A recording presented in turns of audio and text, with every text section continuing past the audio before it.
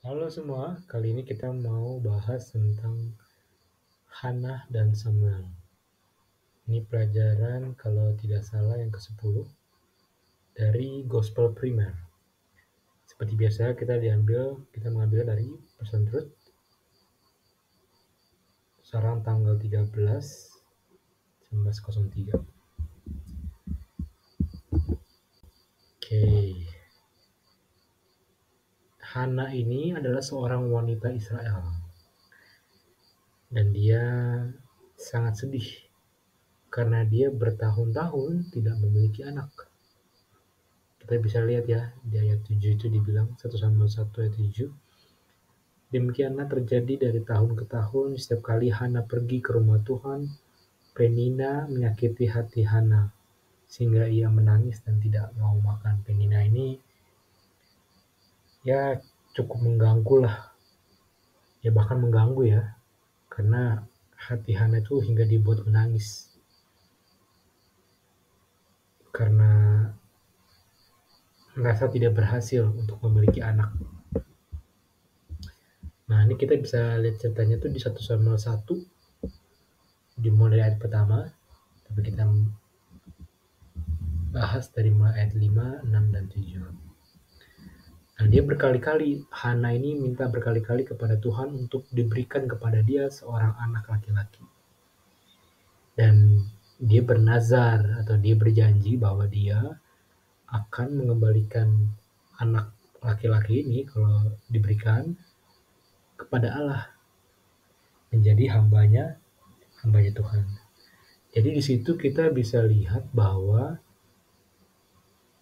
dalam cerita ini orang tuanya itu sudah berjanji bahwa anaknya ini akan diberikan pada Tuhan. Jadi kalau misalnya ada orang yang bilang bahwa ketika anak ini ditempatkan di tempat orang lain untuk kerohanian, padahal orang tuanya nggak pernah bernazar kepada Tuhan, nggak pernah berjanji pada Tuhan, tapi orangnya bilang bahwa oh ini sudah menjadi milik Tuhan. Itu keliru ya, karena kita tahu bahwa ketika Samuel menjadi milik Tuhan, itu karena orang tuanya yang bernazar. Jadi tidak bisa sewenang-wenang kita langsung menyatakan bahwa ini menjadi anak yang dititipkan menjadi milik Tuhan kalau orang tua tidak pernah bernazar kepada Tuhan. Ini penting ya untuk kita berhati-hati dalam mengambil tindakan kita. Nah, kita lihat di 1 Samuel 1 ayat 11 dikatakan, kemudian bernazarlah Hana, katanya Tuhan semesta alam, jika sungguh-sungguh engkau memperhatikan sengsara hambamu ini dan mengingat kepadaku dan tidak melupakan hambamu ini, biarlah engkau memberikan kepada hambamu ini seorang anak laki-laki, maka aku akan memberikan dia kepadamu, kepada Tuhan untuk seumur hidupnya. Dan pisau cukur tidak akan menyentuh kepalanya. Nah, pisau cukur tidak akan menyentuh kepalanya, inilah bukti bahwa dia bernazar. Karena di buku Bilangan, salah satu ciri-ciri ketika seorang bernazar adalah kepalanya tidak akan pernah disentuh oleh mesin potong rambut atau gunting, sebagaimana Simpson juga dan banyak orang lainnya. Oke. Suatu hari ketika Hana berdiri di depan pintu kemah, sedang menangis dan berdoa, Imam Eli, imam besar, melihatnya. Dia tidak tahu bahwa si Hana ini sedang berdoa, tapi malah dikiranya Hana ini sedang bermabuk-mabukan, meminum anggur terlalu banyak. Makanya Imam Eli, Nabi Eli ini, dia bahkan berkata kasar. Kita bisa lihat ya di ayat 14. Lalu kata Eli kepadanya, berapa lama lagi engkau berlaku seperti seorang mabuk? Berlaku sebagai orang mabuk. Lepaskanlah dirimu dari pada mabukmu. Jadi di sini kita bisa lihat ternyata seorang imam besar sekalipun, seorang nabi sekalipun bisa keliru dengan apa yang dia pandang, dengan apa yang dia lihat. Dan dia begitu pasti dengan apa yang dia yakini, dengan apa yang dia lihat.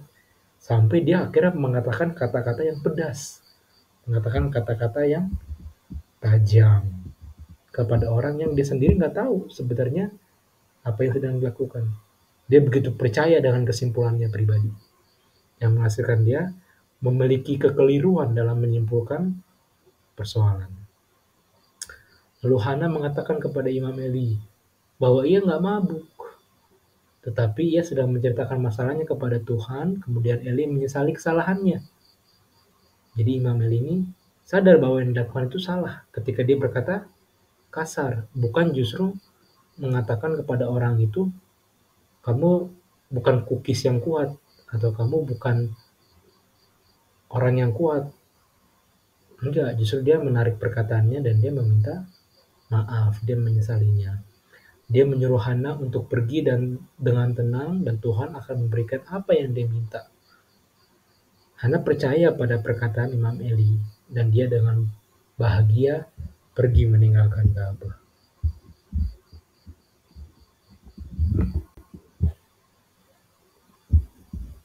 Lalu tibalah anak laki-laki ini diberikan kepada Hana, dan dia beri nama anak ini adalah Samuel. Kenapa? Karena artinya adalah permintaan yang diminta daripada Allah. Jadi Samuel itu berarti bahwa dia sudah memintanya dari Allah. Dan selama setahun dia mengandung, setelah setahun kemudian maksudnya mengandung lalu dia melahirkan, lalu dia menamakan nama Samuel sebab katanya aku telah memintanya daripada Tuhan. Kita bisa lihat itu di 1 Samuel 1 ayat 20. Dan setelah anak itu besar, cukup besar untuk bisa meninggalkan ibunya, jadi artinya enggak dari kecil ya, dia ada ukuran kedewasaan yang membuat dia kira udah bisa mulai ukuran kedewasaan yang cukup untuk bisa meninggalkan ibunya, lalu dia bawa ke rumah Tuhan, dan Hana mengatakan bahwa kepada Imam Eli bahwa Allah yang anak yang telah Allah titipkan, dia akan berikan kembali kepadanya yang telah didoakan, agar anak itu menjadi pemberian bagi Tuhan. Jadi Samuel ditinggalkan di situ di kemah suci bersama dengan Imam Eli, dan dia memiliki banyak pekerjaan yang perlu dia kerjakan di dalam rumah Allah. Dan selama setahun sekali, nih ayat 19 kita bisa lihat, setahun sekali ibunya itu suka datang untuk memberikan dia jubah dari linen kecil untuk dipakai Samuel di kemah suci. Dan itu diberikannya sesuai dengan persembahan korban. Acara feast tahunan ya. Samuel menemani Eli. Jadi Samuel menemani Imam Eli karena dia sudah sangat tua, kita bisa dari gambar. Dia sudah sangat tua dan dia menemaninya. Dan Samuel ini orang yang taat, penurut, dan penuh perhatian. Jadi dia nggak sembrono, nggak udahlah terserah, atau nggak melihat keadaan sekitar, nggak, atau dia nggak mempedulikan Imam Eli lagi bagaimana. Dia sangat peduli dengan perhatian sekitar dan dia penurut. Dan dia melakukan semua pekerjaan itu dengan setia. Dari perkara kecil hingga perkara-perkara yang cukup besar. Nah, ada kejadian di suatu malam, Tuhan itu memanggil Samuel. Dan memanggilnya dengan menyebut namanya. Dan berbicara kepadanya dan juga memberikan pekabaran pesan kepada Imam Eli. Akhirnya Samuel bertumbuh besar dan dia menjadi seorang anak yang besar, yang baik, dikasihi oleh manusia dan juga Tuhan. Dan dia menjadi seorang nabi dan hakim terhadap bangsa Israel. Itulah kisahnya dari Hana, ibunya, dan Samuel, anaknya. Perenungan yang kita perlu pikirkan adalah pertama, jangan segera cepat menyimpulkan. Ingat tadi ya ceritanya Imam Eli, dia langsung begitu yakin dengan apa yang dia lihat, dia langsung menyimpulkan. Lalu yang kedua, jangan terlalu percaya sama kesimpulan pikiran kita sendiri. Kalau nabi dan imam besar saja bisa begitu, Kenapa kita masih mau mempertahankan gaya pikir kita? Kenapa kita masih mau mempertahankan kesimpulan yang kita sendiri nggak tinggal bareng sama orangnya, atau kita berjauhan tinggalnya? Kenapa kita begitu yakin? Ataupun nggak berbicara langsung sama orangnya? Kenapa kita begitu percaya langsung dengan pikiran kita sendiri? Karena terlalu cepat untuk selalu menyimpulkan. Dan Imam Eli, imam besar dan nabi, sekalipun bisa melakukan hal itu. Jadi nggak ada orang yang bisa bertahan dalam kesimpulan yang telah diutarakan. Apalagi kalau itu salah.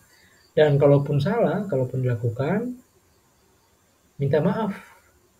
Seperti yang dilakukan oleh Imam Eli, dia minta maaf. Dia menyesali apa yang dia telah katakan yang begitu pedas kepada Hana. Lalu pelajaran berikutnya adalah kita perlu belajar untuk percaya pada Tuhan bahwa Tuhan akan memberikan yang terbaik. Walaupun itu cukup mengambil waktu yang lama, bertahun-tahun bagi Hana untuk akhirnya bisa menumbuhkan imannya, tapi dia tidak pernah gugur dalam perjuangannya untuk terus mempercayai Tuhan yang tidak kelihatan. Lalu pelajaran untuk pegang apa yang telah dikatakan, apalagi dalam konteks dalam bicara berjanji atau bernazar. Kita perlu berhati-hati dalam berjanji. Jangan asal-asalan, tiba-tiba udah ngomong aja udah janji, padahal tahunya kita gampang juga untuk menyangkalnya atau mengingkarinya. Ini penting sekali ya, agar kita menjadi seorang yang benar-benar bertanggung jawab pada apa yang kita bilang. Jangan hari ini bilang A, besok bilang B. Lalu yang paling terakhir, kita belajar sebagaimana Samuel, dia menjadi anak yang penurut dan setia, juga peduli kepada Imam Eli, menemani dia hingga cukup tua umurnya hingga mati, hingga meninggal. Oke, semoga ini kita bisa lihat ya, perenungan kita untuk kita praktikan dalam kehidupan kita sehari-hari, agar pelajaran-pelajaran ini bisa benar-benar menjadi perubahan nyata buat kehidupan kita. Sampai jumpa.